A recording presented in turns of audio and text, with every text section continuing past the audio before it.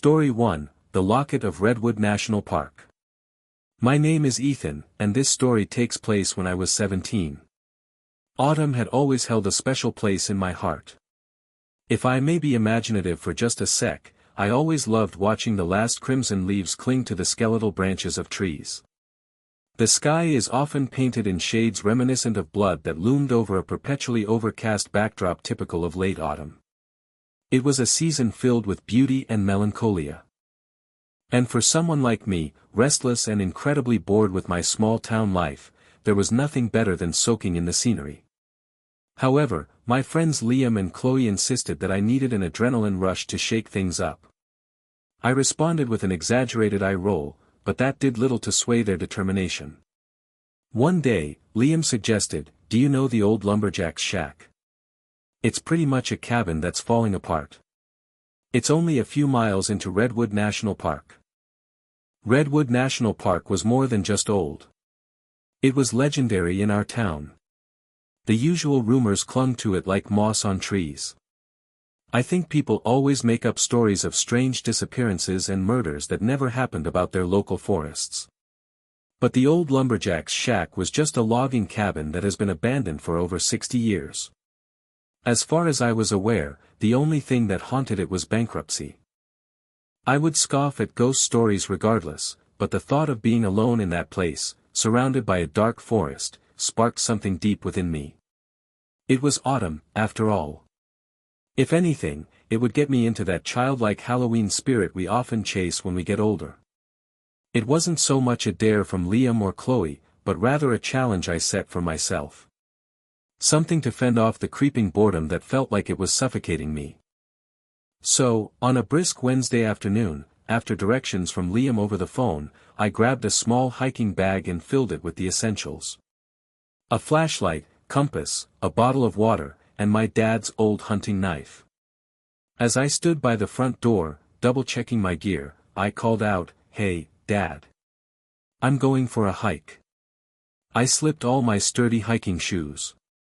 Hearing my dad grunt something from the living room, clearly engrossed in his basketball game. He didn't seem too concerned. After all, I had a knack for enjoying long walks during the autumn season. Soon, I was standing before the labyrinth of the Redwood National Park forest. As I inhaled deeply, the crisp scent of pine trees mingled with the damp earth, filling my lungs with a refreshing exhilaration that made me grateful to be out here in nature.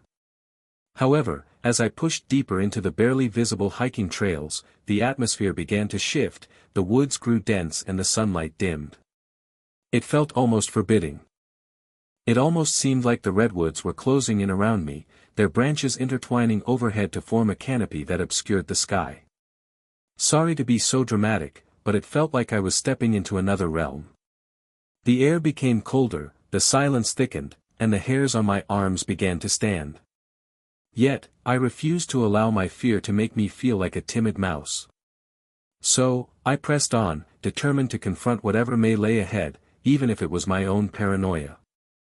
By the time I reached the lumberjack's shack, the sun had dipped below the horizon, casting the sky in shades of bruised purples and fiery reds.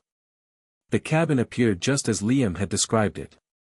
It bore the scars of time and neglect and now sat rotting into the earth. The front porch sagged precariously, overtaken by invasive vines that seemed to be devouring the structure. The windows resembled gaping empty eye sockets, and the roof had collapsed in several areas, exposing dark rafters like broken ribs. A chill ran down my spine, and I sensed that this unease had little to do with the cool autumn air. Something felt profoundly wrong. But I couldn't back down from the challenge that had brought me here. I realized that the hunting knife tucked away in my hiking backpack would be my only protection against whatever I might encounter inside the cabin. So, I kept it close. As I forced myself to move forward, I approached the cabin and pushed open the flimsy rotting door, and it groaned in protest before crashing to the ground with a startling thud. A thick cloud of dust billowed up, catching the faint rays of moonlight that managed to penetrate the gloom. The interior revealed a large room strewn with debris. There was a broken table, a rusty chair, and what appeared to be the remnants of a cot all coated in a fuzzy layer of grime. I called out, "Hello, "Is anyone here?" But my voice was swallowed by the oppressive silence, sounding thin, almost childish, and completely out of place. There was no reply, just the wind whistling mournfully through the gaps in the walls. I reached into my backpack and pulled out my flashlight and swept it around the room. Something caught my eye in the corner. A faint glinting. I made my way over to a pile of old newspapers, using my free hand to shift them aside while the flashlight illuminated my path. That's when I spotted it. An old tarnished locket half buried beneath the debris. The locket felt cold to the touch, and its weight surprised me. I was met with a faded, blurry photograph of a young girl. She couldn't have been any older than 7, her hair neatly pulled back with a ribbon. There was something unsettling about her solemn gaze. Even in the blurry image, I felt an inexplicable urge to keep it. Quickly shoving the locket in my jacket pocket. Before long, the moon surrendered to full darkness, and the temperature inside the lumberjack's shack dropped significantly. I tried to convince myself that it was just the open roof or the drafty walls, but a prickling sensation crawled across my skin, making me feel uneasy. Suddenly, I felt the unsettling impression of being watched. Every creak and rustle of leaves outside sent a jolt through me. Realizing that it was time to leave, I turned toward the entrance. But then, a loud thump echoed from the back of the room near the crumbling fireplace. My heart raced in my chest as I spun around, pointing my flashlight beam.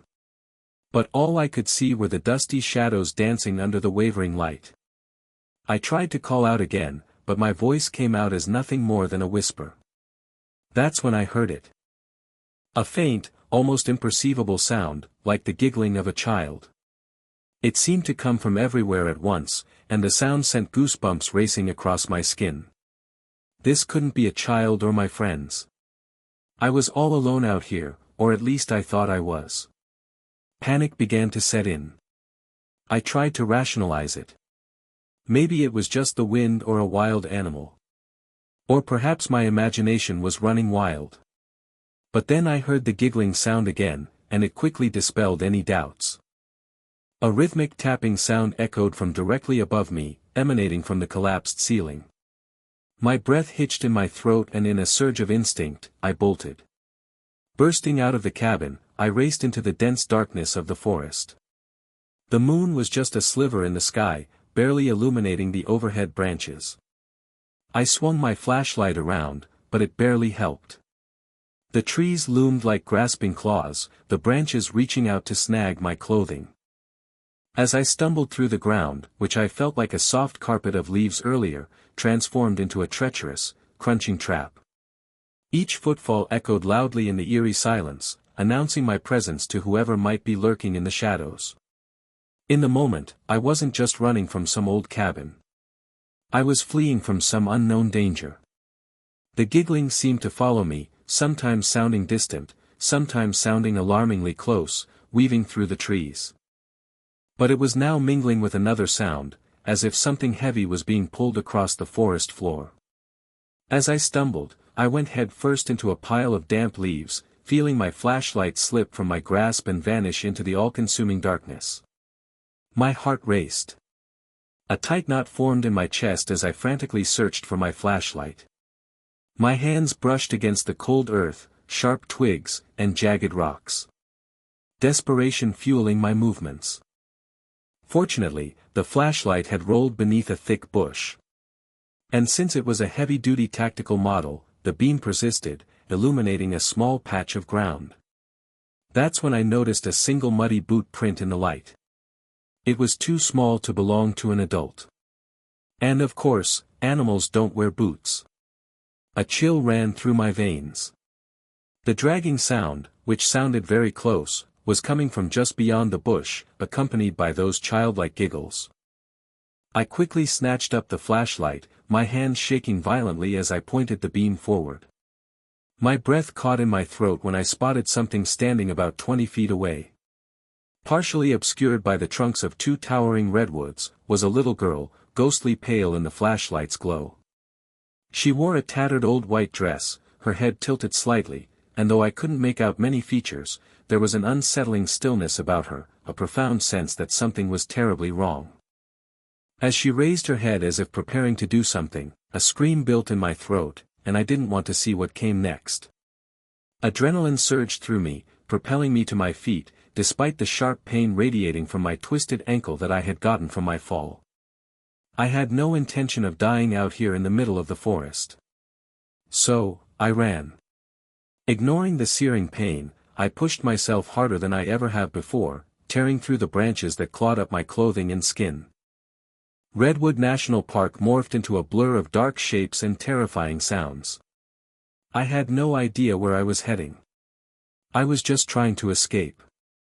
The loud noises continued to echo behind me, and I felt a cold breath at the nape of my neck as I ran. With a flashlight beam aimed ahead, I noticed its light was beginning to diminish. Then, through the trees, I spotted a faint, distant glow. It was the lights of my town. A rush of hope surged through me. I pushed past the branches and stumbled out of Redwood National Park onto a gravel road that would lead me to the main road of the town. I sprinted until I finally saw the glow of the street lights. It was only then that my legs buckled beneath me and I collapsed onto the asphalt, gasping for breath. The details of my walk back home are a blur, but the overwhelming joy that washed over me as I spotted my house was indescribable. I slipped inside and to my surprise, my dad was still glued to the TV.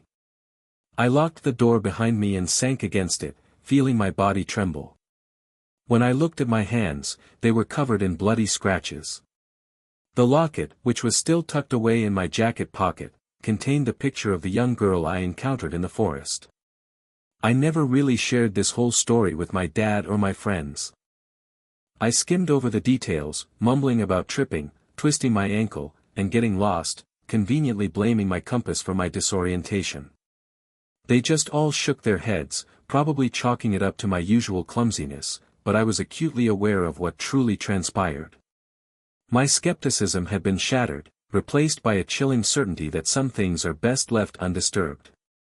It's been 3 years since I've been to the lumberjack's shack. Yet that locket still remains tucked away in my drawer beneath pairs of socks. A haunting reminder of that fateful night. I still wander through Redwood National Park from time to time, but I never venture deep enough to catch sight of that cabin again. Sometimes when the wind blows just right, I can swear I hear that faint childlike giggle, a sound that has become a permanent resident in the back of my mind. I'm safe. I made it out. I tell myself. Yet, there is a part of me that clings on to that locket, knowing that I left a piece of myself behind in those dark autumn woods, because I've never been truly the same since. Story 2, The Silent Park of the Rockies. This happened to me a few years ago around the end of 2018 or so. It was around October, mid-November. For some background, I graduated high school in the summer of 2017. And after going through one of my biggest heartbreaks, I ended up applying to my city's Denny's. It was my second official job. And I have so many great memories from this time. Once I was hired, a few people from my high school ended up applying and working there as well. I didn't know them personally in high school like I do now. When I was in school, my mom was super strict on me. There was a lot of pressure for me to be an example for my little sister. I was never a part of any cliques, would never go to any parties, and if I wanted to go out, my mom had to meet my friends and their parents first. So, I figured it was just easier to play games and keep to myself after school. The friends that I made at Denny's, I'll call them Sam, Oscar, and Victor. They were pretty much everyone's favorite, and they had a large group of friends and were at every party. When I met them officially for the first time at work, I was pretty surprised of how good I got along with them. They saw how reserved and shy I was and they made it their goal to get me out of my shell and become more of an outgoing guy. And at that end, they succeeded. I never smoked weed or so much as drank a drop of liquor or beer before meeting them, but they introduced me to a lot of things I never thought I would do. They were a pretty wild group of guys, but very likable and caring about me. Anyway, one night it was just me, Sam, Victor, Victor's brother, and Oscar. We went to a park near the elementary school we all went to as kids. It was literally right where the Rocky Mountains began. I'm not sure if this paints a good picture, but I think of a pretty good-sized school building. Right behind the school is where the Rockies start. But just before they do, there's a small park that you can enter from hopping the school fence or through the entrance from the street. It was a pretty minuscule park. It had one table with those built-in bench chairs, 2 swings, and 1 slide. Past the park equipment, there were some stairs that led to the other side of the school's fence. At this time, it was maybe around 3 to 3:30 a.m. We had just left a party and came to this park to smoke a blunt. We were all pretty upbeat, still talking about what happened at the party, and I'm ready just to smoke out and then call it a night. Oscar pulls out a Ouija board and says that he wants to try it out. I immediately felt uncomfortable even being around this thing. I am now a devout Christian, but even back in those days, I knew this kind of stuff was not to be messed with. That's when I told Oscar, "Dude, put that away. I thought we were just coming here to smoke. I don't want to do this bullshit." He starts laughing and says, "Nothing's going to happen, bro. This **T's all for fun.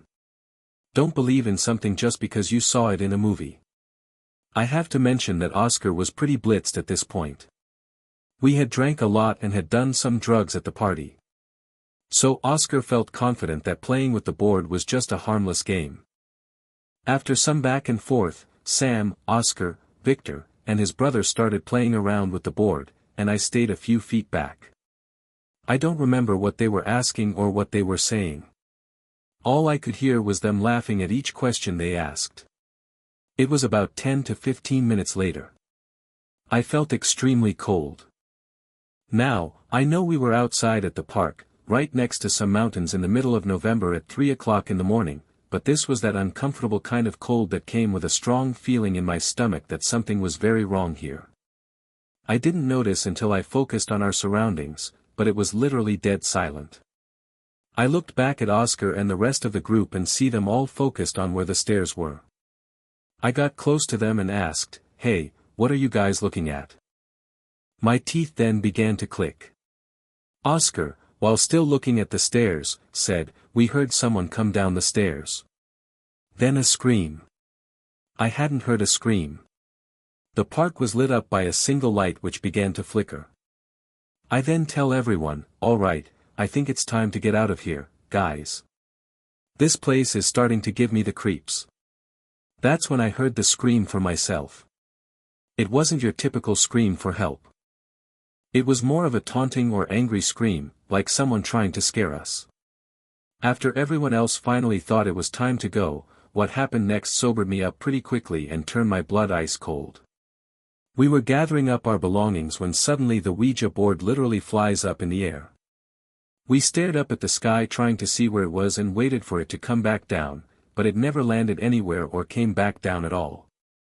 Oscar was the first to run out of the park and everyone else followed. I was the last one out. I looked back and felt eyes glaring at me. And I see something standing near the table where we just were looking me dead in the eyes. It appeared to me as a silhouette. I don't know what it was, and I didn't want to know. Oscar started driving and was literally in tears. He then says in a sad but assured voice, "If we didn't leave when we did, we were definitely going to die." I think he was just shocked and scared. Like I said, we had alcohol in our system, but what we saw was not a figment of our imagination. Sadly, we're not in contact anymore as the group slowly left Denny's and one by one, everyone quit until it was just me left. I see them on Instagram from time to time. Oscar is now married. Victor has a daughter and Sam is in the Navy. I'm currently completing my courses for real estate. A few years back in 2023, I wanted to go visit that park again and arrived there around midnight only to see that park was demolished and was now just an empty fenced-off lot. Staring where the park once was. I got that same exact feeling from that night. This experience has been the only paranormal thing that has ever happened to me, and I don't care to have any more. Story 3, The Ghost of Gettysburg's Funhouse. My name is Caleb Jones. And yes, I am aware that I have the same name as a famous NFL wide receiver. It used to be pretty cool growing up, but now people don't trust me around locker rooms or sideline reporters, but in my defense, I've never been a fan of the Rams. Anyways, I was 15 and living in a small town in Pennsylvania where nothing ever happened. Growing up, the summers were always so boring and I was losing my mind. The only thing going on at the time was this lame carnival with kiddie rides and overpriced popcorn. I heard that the fun house that was intended to be an attraction for kids was actually kind of creepy, so I figured it would be cool to sneak in after hours. I've always been into horror films, and I totally got the idea from a slasher film called The Funhouse. It was just past midnight when I climbed over the fence. The carnival was dark and the funhouse looked creepy with a giant clown face staring at me. The door creaked open and I slipped inside with my flashlight.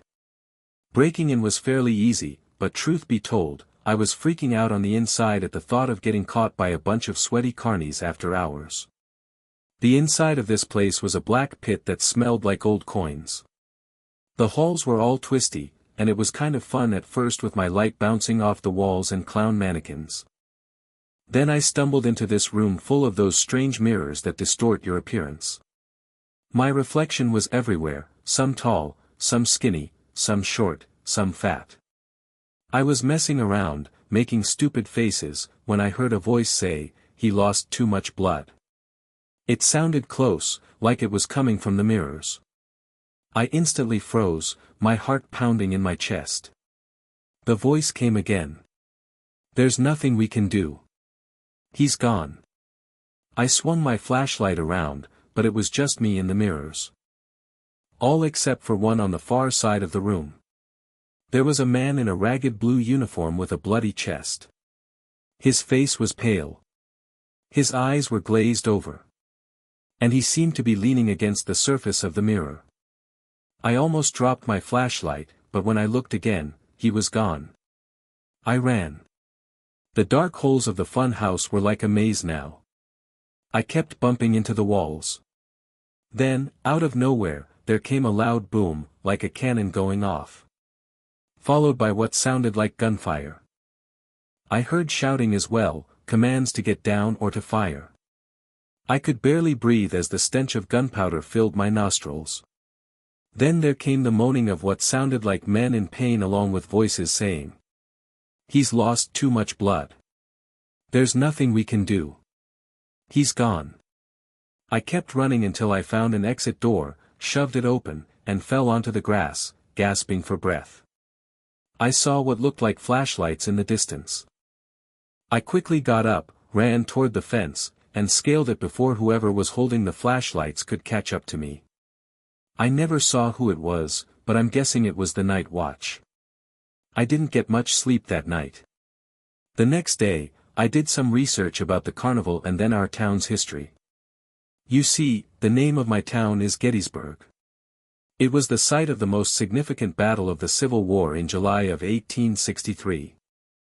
The wounded man in the mirror, the sounds of shouting and gunfire, and the unmistakable blast of a cannon are enough for me to come to the conclusion that I either experienced something paranormal or the carnies wanted to teach me a lesson about breaking into their fun house by using a sound system and dressing up an actor to look like a wounded soldier. Either way, that marked the last time I ever snuck into a place after hours. Really scary stories, every day. Subscribe, like if you like, turn on the bell so you don't miss new videos.